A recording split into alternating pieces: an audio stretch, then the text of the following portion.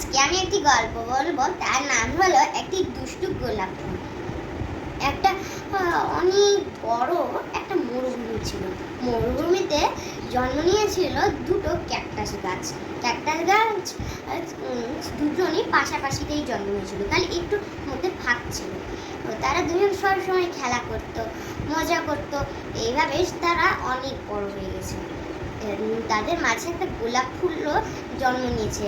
গোলাপ ফুল জন্ম হতে তারা খুব খুশি হয়েছে। তারা মনে করেছে তারা এবার তিনজনই একসঙ্গে জীবন কাটাবে, কিন্তু তা হয়নি। কিন্তু গোলাপ ফুলটা ছিল খুব দুষ্টু প্রকৃতির। যখন একটা ক্যাকটাস স্নান করত, তখন সে ওই ক্যাকটাসটাকে পিছন থেকে জোরে মেরে দিত তার কাটার সাহায্যে। আর অন্য ক্যাকটাসটাকেও, অপর ক্যাকটাসটাও যখন স্নান করতো তাকেও মেরে দিত। তখন দুজনের মধ্যে অনেক ঝগড়া হতো। তারা দুজনে মনে করতো যে দ্বিতীয় ক্যাকটাসটা প্রথম ক্যাকটাসটাকে মেরেছে, কিন্তু না, প্রথম ক্যাকটাসটা দ্বিতীয় ক্যাকটাসটাকে মেরেছে। এইভাবে তাদের ঝগড়া লাগতো। এই ঝগড়া দেখে গোলাপ ফুলের খুব আনন্দ হতো। সে আস্তে আস্তে বড় হলো আর অনেক সুন্দরীও হয়ে উঠলো, কিন্তু তার সঙ্গে সঙ্গে তার অহংকারও বেড়ে গেল। সে জলকে অতটা পছন্দও করতো না। ক্যাকটাসরা তাকে স্নান করতে বললে সে একদমই শুনতো না। কোনো রকম করে স্নান করাতো ক্যাকটাসটা, দিনে একবার হলেও অল্প স্নান করাতো।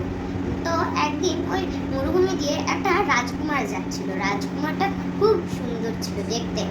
তো সে ওই গোলাপ ফুলটাকে দেখলো। গোলাপ ফুলটা ও তাকে দেখে খুব ভালো লাগলো।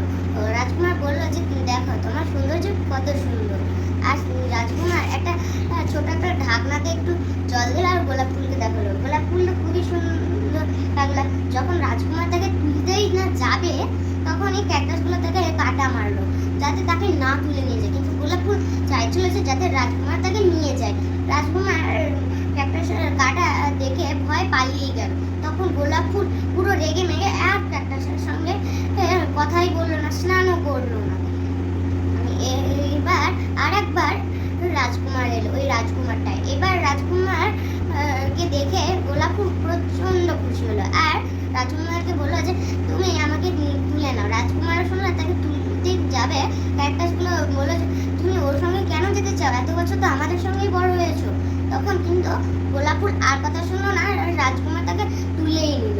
এবার গোলাপ ফুলকে যে না তুলে নিল, গোলাপ ফুল সাথে সাথে মারা গেল। সে ভেবেছিল রাজকুমারের কাছে গিয়ে সে সুখে থাকবে, কিন্তু সেটা আর হলো না। আর ক্যাকটাসরাও মন খারাপ করে নিল যে তাদের একটা সঙ্গী তাদেরকে ধোঁকা দিয়ে দিল। আর আমরা এই গল্পটা থেকে এই শিক্ষাটা পেলাম যে বড়দের কথা কখনো অমান্য করতে নেই, নাহলে পস্তাতে